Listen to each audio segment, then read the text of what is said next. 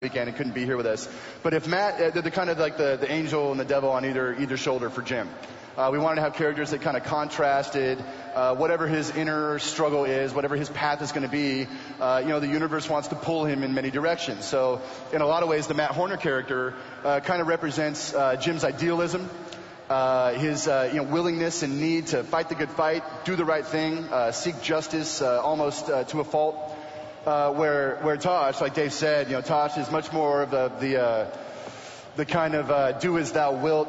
Number one is everything. Tosh, as you said, is a product of a very hard universe. The Starcraft setting, apart from ravenous, insect swarms of aliens and giant golden demigods, it's a rough universe anyway. The Dominion and Arcturus, Mengsk. Thanks a lot, man.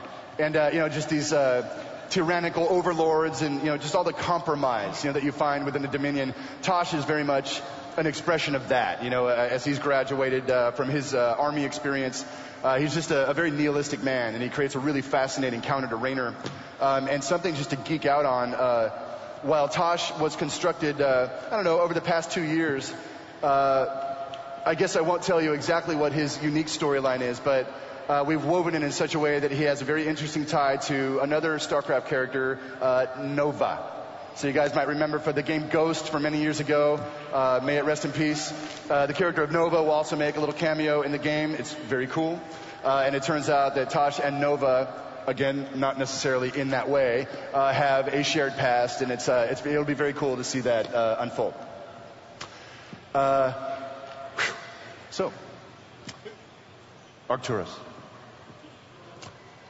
Emperor, what was it like in the early years as the Guild Wars ravaged the Confederacy and you found yourself angry with the former government and seeking to overthrow the...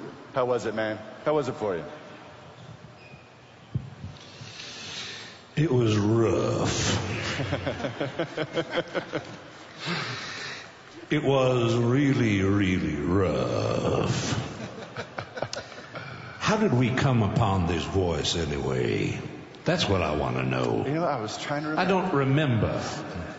I absolutely do not remember. What I have discovered here today is why Jack Nicholson and those other people always keep their sunglasses on. Man, it's bright up here.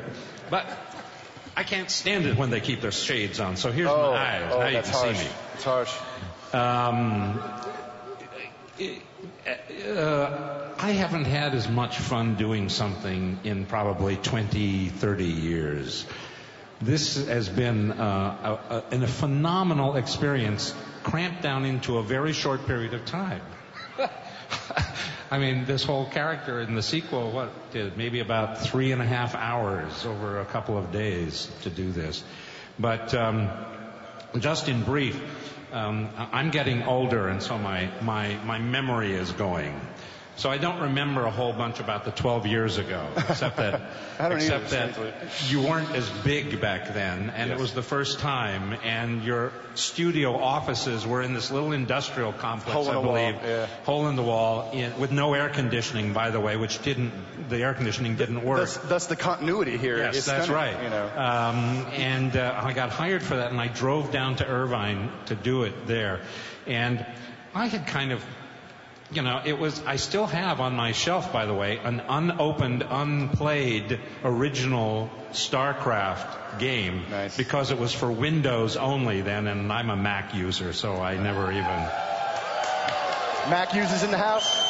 Anyway, Guys, so I never opened it. So I don't really remember too much. I was going to ask, guys, what do you think we can pull for an unopened Starcraft on eBay these days? Because that might be mega.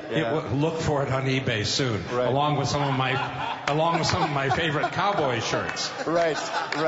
From Wrangler, etc. Right. Anyway, so I had actually forgotten what character I did.